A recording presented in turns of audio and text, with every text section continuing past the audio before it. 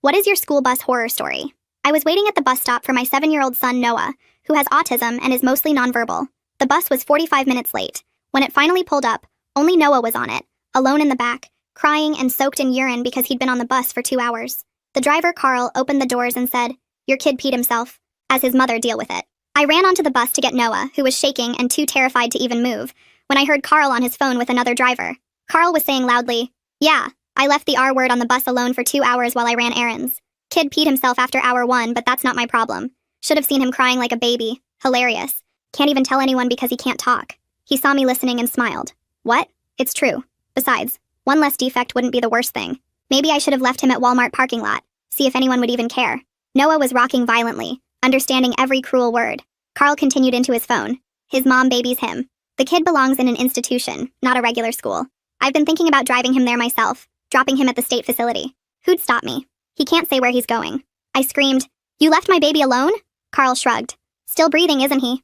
Though honestly, these kids shouldn't even be born. Waste of resources." My hands were shaking with rage as I tried to comfort Noah, who was now having a full meltdown, hitting his head repeatedly. I pulled out my phone to call 911. Carl laughed. "Go ahead. Call. It's my word against an R word who can't speak. Who's gonna believe you? Besides, I've got friends at the district. Been driving for 20 years. As I dialed, I also started recording video of Noah's state, his soaked pants, his distress, his injuries from hitting himself. Carl didn't notice, still on his phone bragging, "Remember that autistic kid last year who fell off my bus? This one's worse." I called my husband on speaker while still recording. "Nathaniel, Carl left Noah alone on the bus for 2 hours. Nathaniel's voice exploded through the speaker. "What? I'm calling the police and the news. I'm 5 minutes away." Carl grabbed for my phone, but I pulled back. "Don't touch me or I'll add assault to the charges." He sneered. "Charges? You think anyone cares about your broken kid? The district protects me. I've gotten away with worse." "Like what?" I asked, still recording. Carl was too angry to notice. "Like that Down syndrome kid I forgot at school 3 times. Or the wheelchair kid I made sit in his own crap because I didn't want to deal with him. Nobody believes the defects." Noah suddenly made a sound, not a word, but a clear vocalization of distress. He pointed at Carl and signed BAD, one of his only signs, then signed HURT. Carl's face changed. "He's communicating?" "He understands everything," I said. "He just can't speak. And I've recorded everything you just said." Carl lunged for my phone, but I'd already sent the video to my husband, my sister, and uploaded it to cloud storage. Too late. The bus radio crackled. "Carl, this is dispatch. We've been monitoring your GPS all day. You went to Walmart for 45 minutes, McDonald's for 30, and home for 20 minutes. With a child on board. The superintendent is on his way." Carl went pale. "You can't prove the kid was on the bus." But then Noah did something extraordinary. He pulled out his communication device, the tablet he uses at school, and typed slowly, "Scared, alone, wet, Carl bad." "He's been documenting," I whispered, looking at the tablet's history. Time-stamped entries, bus hot, need bathroom, scared, where mommy, 2 hours of entries. Nathaniel's truck screeched into the parking lot. He ran onto the bus, saw Noah's state, and grabbed Carl by the shirt. "You tortured my son?" Carl tried to pull away. "Get off me. He's just a child," Nathaniel roared. But I pulled him back. "Don't. He's not worth assault charges. We have everything we need." Police sirens were approaching. Carl tried to exit the bus, but Nathaniel blocked him. "You're not going anywhere until police arrive." Carl got desperate. "Listen, I'll quit. I'll leave town. Just don't what?" I asked. "Don't let everyone know you torture disabled children?" Too late. I showed him my phone. Live stream to the school's Facebook parent group. 300 parents watching. The police arrived with the superintendent and a CPS worker. The officer looked at Noah, still in soaked clothes, still distressed, with visible marks from hitting himself. "How long was he alone?" 2 hours, I said, showing the GPS records dispatch had sent. While Carl shopped and went home. The superintendent was watching the video on my phone, his face growing darker with each word. When he heard Carl say, "One less defect wouldn't be the worst thing," his whole body went stiff and he dropped my phone like it burned him. He pulled out his own phone and started dialing while staring at Carl with this look I'd never seen on an administrator before. "This is an emergency," he said into his phone. "I need the entire board here now." The police officer was already moving toward Carl with handcuffs while more parents started pulling into the parking lot. I saw at least 10 cars arriving all at once and people getting out with their phones recording everything. The officer read Carl his rights while Carl kept yelling that this was all a misunderstanding. I wrapped my jacket around Noah, who was still shaking, and lifted him up even though he's getting heavy for me. Nathaniel helped me carry him to the truck while the CPS worker followed right behind us. "I need to document his injuries tonight," she said while pulling out her phone. "I'm calling ahead to have a pediatric nurse ready at the hospital." Noah buried his face in my shoulder and wouldn't look at anyone. The drive to the emergency room felt like forever, even though it's only 10 minutes away. Nathaniel kept reaching back to touch Noah's leg while I held him in the back seat. The CPS worker followed us in her car and was on her phone the whole time. When we got there, 2 nurses were already waiting with a wheelchair, but Noah wouldn't let go of me. They had to examine him while I held him on my lap. The nurses took pictures of the red marks on his wrists where he'd been hitting himself and documented how his clothes were soaked through. Noah kept signing home over and over with his one free hand. They checked his vitals and the nurse's face got worried when she saw the numbers. The pediatrician came in within minutes and looked at the blood pressure reading twice. "This is dangerously high for a 7-year-old, she said. She ordered blood work and a urine test to check for dehydration and stress hormones. This kind of prolonged terror can cause lasting trauma in any child, but especially one with autism who already has trouble processing stress." Noah finally let them put in an IV for fluids, but only if I sang his favorite song the whole time. Nathaniel couldn't sit still and went out to the hallway to call his brother, who's a lawyer in the next state. I could hear him through the door describing everything that happened. His brother's voice was loud enough that I heard him say, "We needed to document every medical bill and keep all receipts starting right now." About an hour later, 3 moms from the Facebook group showed up at the hospital. They found us in the pediatric wing and one of them had tears in her eyes.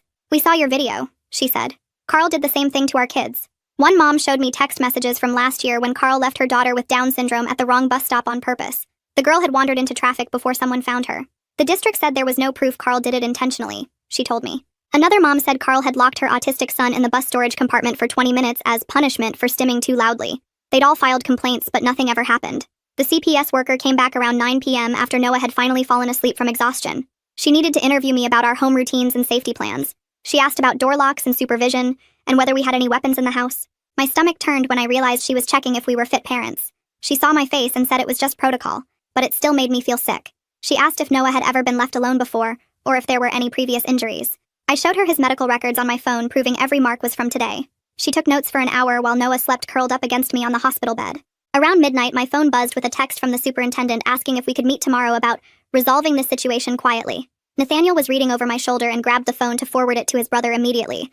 His brother texted back saying not to respond and to save everything. We finally got discharged at 2 in the morning with a stack of papers and follow-up appointments. Noah wouldn't walk and Nathaniel had to carry him to the car. When we got home, Noah wouldn't go to his own bed. He wedged himself between us and held onto both of us with his hands. Even in his sleep, he kept typing on his communication device. I looked at the screen and saw BUSBAD typed over and over. Around 4 a.m., he typed CARLHURTME without even waking up. Nathaniel and I just laid there watching him breathe and trying not to cry. The next morning, Noah woke up when he heard a truck outside that sounded like a bus. He ran to the kitchen and hid under the table, covering his ears and rocking. I tried to get him to eat breakfast, but he wouldn't come out. Nathaniel called his boss to say he couldn't come in because Noah was grabbing his legs every time he tried to walk to the door. His boss wasn't happy, but Nathaniel said he didn't care. Noah spent the whole morning under that table with his tablet, refusing to eat or drink anything. My phone started ringing while I was on my knees trying to coax Noah out with his favorite crackers. The caller ID showed a local number I didn't recognize, but I answered anyway because it might be the school or hospital calling back. A woman's voice introduced herself as a reporter from Channel 7 and said she'd seen the Facebook video that now had over 10,000 shares. She asked if I could provide a statement about what happened, but I told her we were just trying to focus on getting Noah through this right now. She said 3 other families had already contacted the station with their own stories about Carl, and they were planning to run a segment tomorrow night whether we participated or not. I hung up and immediately called Nathaniel's brother to ask what we should do about media coverage, but before he could answer, the doorbell rang. Through the peephole, I saw a man in a suit holding a briefcase and clipboard standing next to the superintendent. I opened the door but kept the chain on while the man introduced himself as the district's legal counsel and said he had an urgent matter to discuss regarding Noah's transportation needs. Nathaniel came to the door behind me and asked what they wanted. The lawyer pulled out a thick document and said the district was prepared to provide Noah with door-to-door transportation in a special vehicle with a dedicated aide if we would sign this agreement today. Nathaniel took the papers through the crack in the door and started reading while I watched Noah still hiding under the table. The lawyer kept talking about how this was a generous offer that would ensure Noah's safety and comfort going forward.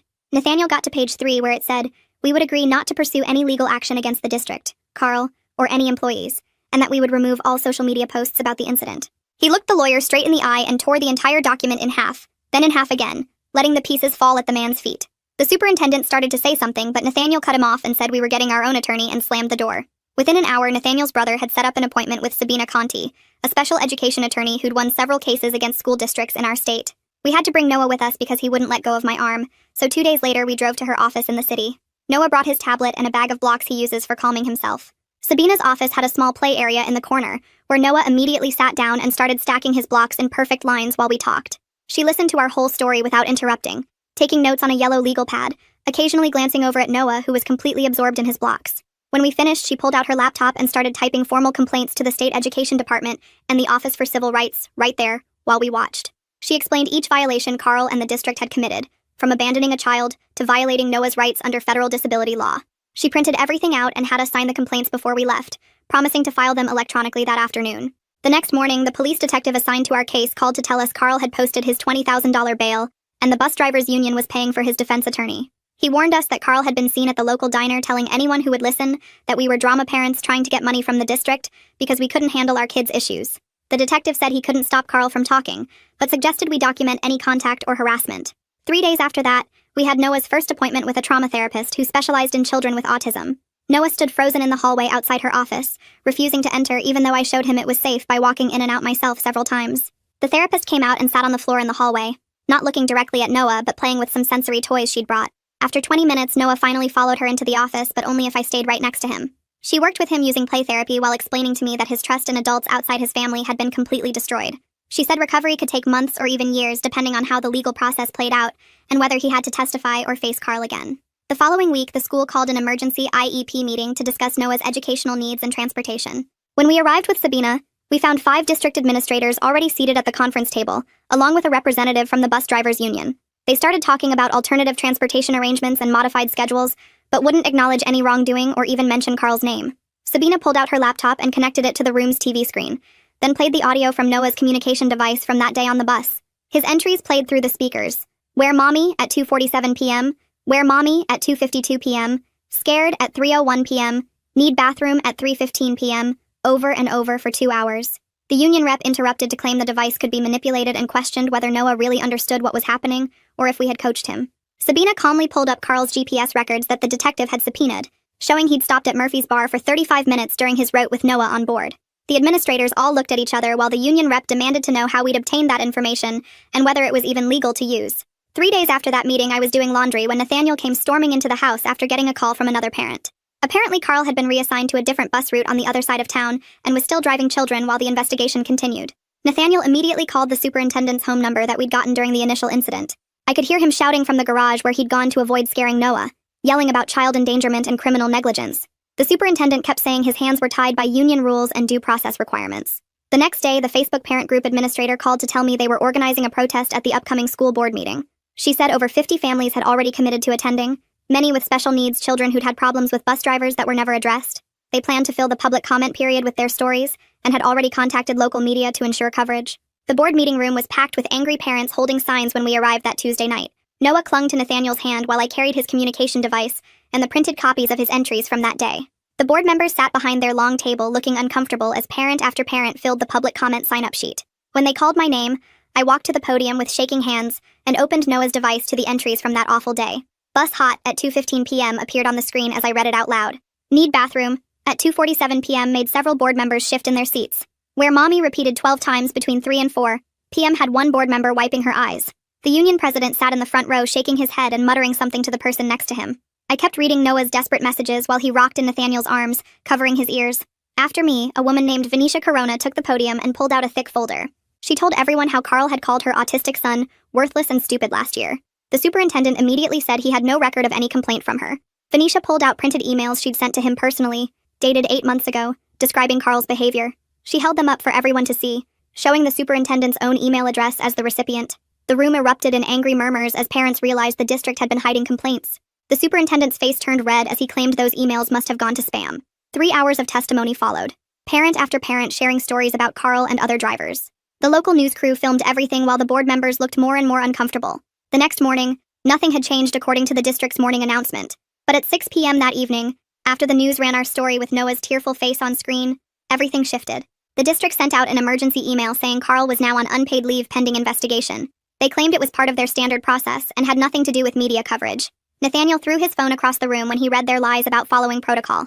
That same night, Noah woke up screaming, no bus, for the first time. He was soaked in sweat and hitting himself in the head repeatedly. We couldn't calm him down for over an hour, and he wouldn't let go of my arm even to use the bathroom. The next night it happened again, and the night after that. Our pediatrician saw us on emergency basis after the 4th night of screaming. She examined Noah and said his blood pressure was elevated, and he was showing clear signs of PTSD. She prescribed a mild anxiety medication and recommended increasing his therapy sessions immediately. She also wrote a letter documenting that Noah's regression was directly related to the bus incident. 2 days later, Sabina called to warn us that Carl's lawyer had filed something. The defamation lawsuit arrived by certified mail that afternoon, claiming I had destroyed Carl's reputation with false accusations. Carl was seeking $50,000 in damages for the Facebook video I'd posted. Sabina came over that evening and actually laughed when she read the lawsuit. Truth is an absolute defense to defamation, she explained. and we had video evidence of everything Carl said. She said this was just an intimidation tactic and she'd handle it easily. The following week, an investigator from the state education department showed up at our door. She interviewed us for 3 straight hours, going through 2 years of transportation records. She showed us complaint after complaint from other parents that had been filed but never investigated. The district had been marking them all as resolved without taking any action. She took copies of Noah's medical records, his device data, and all our videos. She said the state was considering pulling the district's transportation funding if they found systematic neglect. Nathaniel's boss started making comments the next week about all his missed days.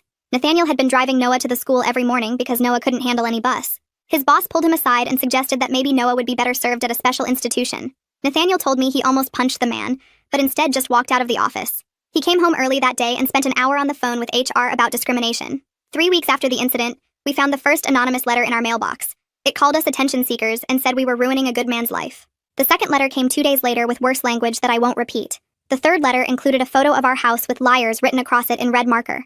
We took all 3 letters to the police station immediately. The officer said they'd increase patrols but couldn't do much without identifying who sent them. During Noah's therapy sessions, his therapist worked on new coping strategies for his bus anxiety. She taught him breathing exercises and gave him a special stuffed animal to squeeze when scared. But every time we passed a school bus on the road, Noah would freeze completely and start hitting himself. We had to plan new routes to everywhere, avoiding all the schools and bus routes. Our 10-minute drive to the grocery store became 50 minutes of back roads. Noah couldn't even look at pictures of buses without panicking. One afternoon, a man named Emilio Estrada called and said he'd heard about our situation. His diabetic daughter had been left on Carl's bus without her insulin last year. She'd gone into medical distress and Carl had told her to stop being dramatic. Emilio had been documenting everything for a year, but was afraid to come forward alone. He offered to testify and share all his documentation with our lawyer. The next morning, the union filed a grievance claiming the district had violated privacy laws by accessing Carl's GPS data without his consent. Their lawyer showed up at our house with papers demanding all evidence be thrown out and Carl be reinstated immediately with full back pay. The union rep stood on our porch telling us they'd been protecting drivers for 30 years and wouldn't stop now. He didn't mention Noah once or ask how he was doing. Sabina called within an hour and told us not to worry because GPS tracking was standard procedure for all district vehicles. She filed a counter motion that afternoon showing Carl had signed the vehicle monitoring agreement 3 times in his employment file. That night was one of the worst we'd had since the incident. Noah woke up screaming around 2 in the morning, and when I went to comfort him, he was typing frantically on his device. The screen showed, "Carl hurt other kids too?" over and over again. I realized he'd been listening when Carl was on the phone bragging about other victims. Noah understood there were more kids like him who'd been hurt. He kept typing, "Where are they?" and "Are they okay?" until his fingers were cramping. I held him while he cried and tried to explain that we were helping those other families now too. Nathaniel found me sobbing in the hallway after Noah finally fell back asleep, because seeing him worry about other kids while dealing with his own trauma was too much. 2 days later, the district's lawyer came to our house with a settlement offer. They'd pay $50,000 for Noah's therapy and medical costs if we signed a non-disclosure agreement. The paperwork was 40 pages long and basically said we could never talk about what happened publicly again. We couldn't post on social media or talk to other parents or the media. Sabina reviewed it that afternoon and immediately told us to reject it. She explained that taking the money would mean we couldn't help other families or push for real changes in the district. The NDA would also prevent us from testifying if other families sued. She said $50,000 might seem like a lot, but Noah would need therapy for years, and this wouldn't even cover half of it. Nathaniel wanted to throw the offer in their faces, but Sabina said we should counter with our own demands, including policy changes, and no NDA. The local news ran an investigation that week that made us sick to our stomachs. The reporter had tracked Carl's employment history and found he'd worked in 3 different districts over 10 years.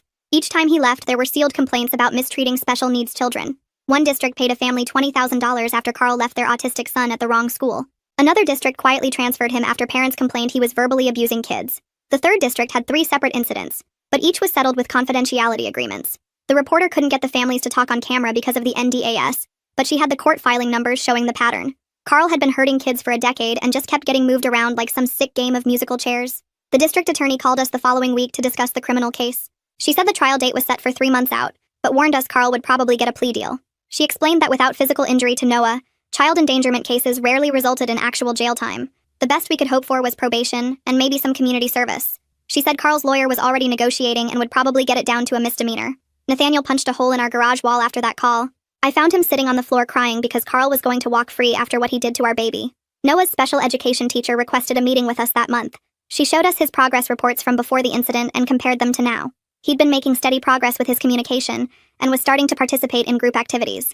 Now he was back to where he'd been 2 years ago. He wouldn't join circle time anymore and had started hitting himself whenever he got frustrated, something we'd worked so hard to stop. She said he'd had 3 meltdowns that week alone when other kids tried to include him in activities. The occupational therapist reported similar regression with his fine motor skills, because his hands were shaking too much to practice writing. His speech therapist said he'd stopped trying to make sounds at all and would only use his device. We signed up for a support group for families dealing with school trauma after Sabina suggested it might help to meet other parents going through similar situations. The first meeting was in a church basement, and there were 8 other families there. Within 10 minutes, we realized 4 of them had Carl's stories. One father completely broke down describing how Carl had made his nonverbal daughter sit in her own vomit for an hour because he didn't want to deal with it. Another mother said Carl had dropped her son with Down syndrome at a gas station and driven away, claiming he thought it was the kid's stop. A grandmother talked about her autistic grandson coming home with bruises that Carl said were from the seatbelt. Every story was worse than the last, and none of them had been properly investigated. The school board finally held a vote on new safety policies after weeks of public pressure.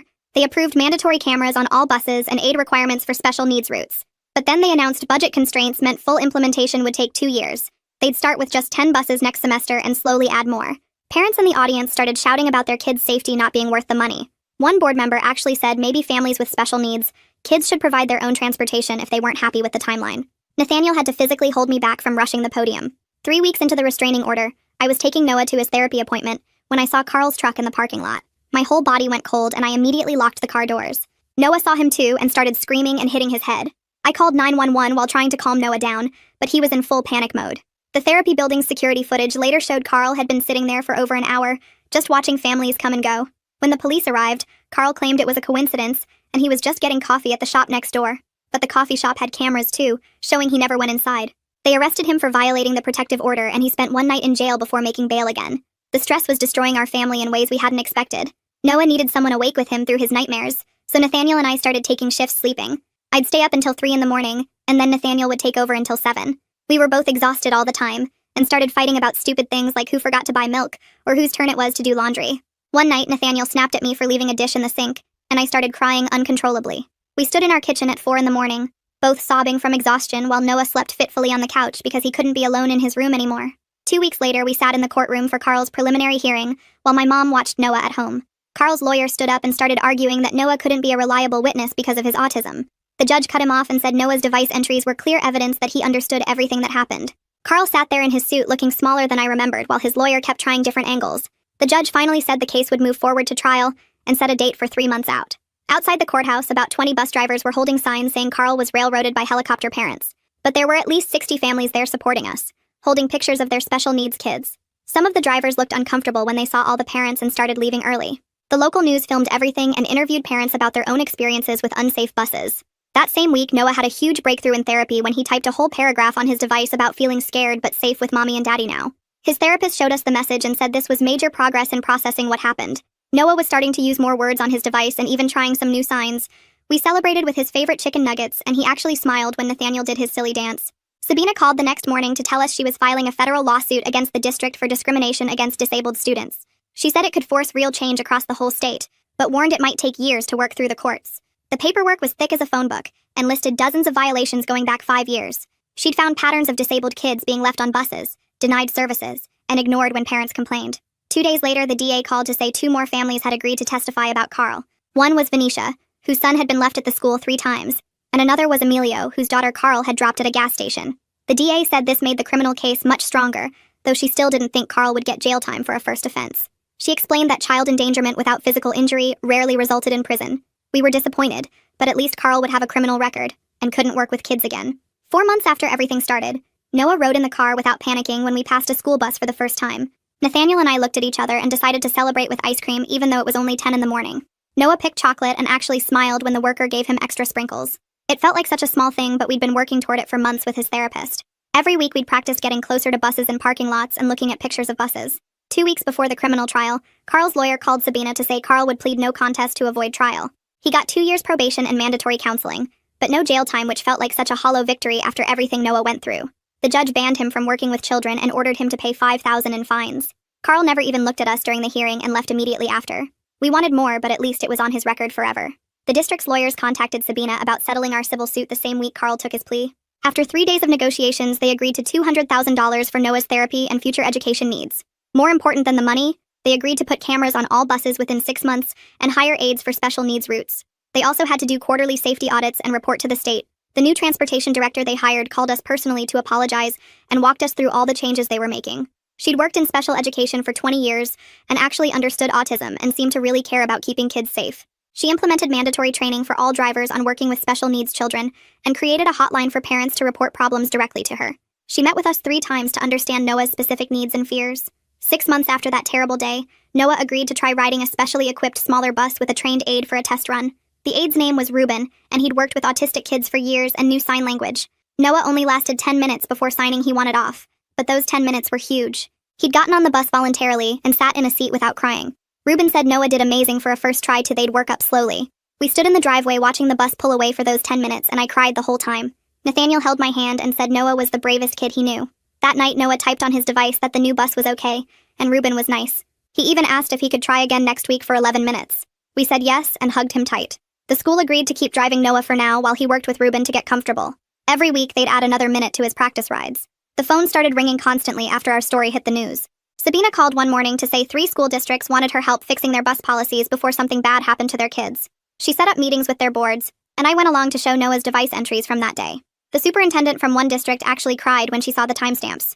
They voted that same night to put cameras on every special needs bus. 2 months later, Nathaniel and I were packing for the state capitol because they wanted us to testify about something they were calling Noah's Law.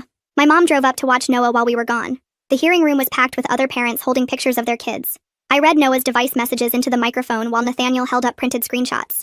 The state senator running the meeting had to call a recess when several people started crying. We watched from our hotel room as they voted unanimously to require cameras and trained aides on all buses carrying special needs kids. Noah was eating goldfish crackers on my mom's lap when they announced it on the news. He typed good on his device and went back to his snack. Venetia called a few weeks later to tell us Carl had moved to another state. She'd found out from her cousin who worked at the post office when Carl filed a change of address form. The other parents and I started a Facebook group to track where he went. Someone's brother-in-law saw him driving for a delivery company 2 states over.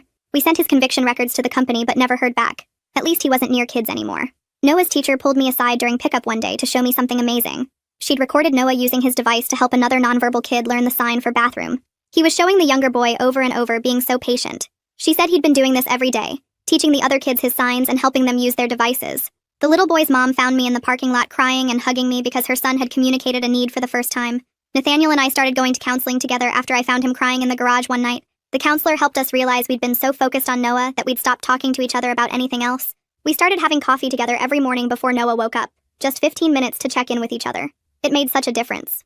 Nathaniel stopped working late and I stopped snapping at him about little things. We even went on a date for the first time in months while my sister watched Noah. Almost exactly 1 year after everything happened, I watched Noah climb onto the small bus with Ruben. He sat right in the front seat and waved at me through the window. Ruben had worked with him for months, first just sitting on the parked bus, then short drives around the block. Noah typed, "Friend Ruben," on his device every morning when the bus arrived. He rode all the way to the school and back without any problems. I ugly cried in the driveway after the bus left. Nathaniel took the morning off work to watch with me. We sat on the porch steps drinking coffee and not saying anything because there wasn't anything to say.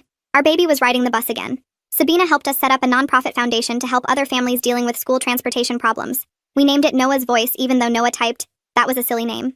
Emilio joined our board along with 3 other parents from our support group. We'd already helped 12 families in nearby districts file complaints and get their kids proper transportation. The lawyer who helped us incorporate said we were the first organization like this in the state. We had our first fundraiser at the community center and raised enough to hire a part-time advocate. One evening, Noah was playing with his device when he called me over. He'd typed out a whole message without any prompting. "Bad people exist, but more good people help. Speak your way." I asked if I could print it, and he nodded. Nathaniel found a frame at the store and we hung it in the living room next to his school pictures. Every morning, Noah touches it on his way to breakfast. Sometimes visitors ask about it and we tell them the whole story. Noah usually types, "Carl bad, Ruben good," and goes back to whatever he was doing. The frame is getting smudgy from his fingerprints, but I never clean it. Those fingerprints mean he made it through everything and came out stronger. That's worth more than a clean picture frame. Thanks for hanging out with me through this whole story. Hope my random questions didn't get too annoying along the way. Until we cross paths again, take care. If you made it to the end, drop a comment. I love reading all your comments.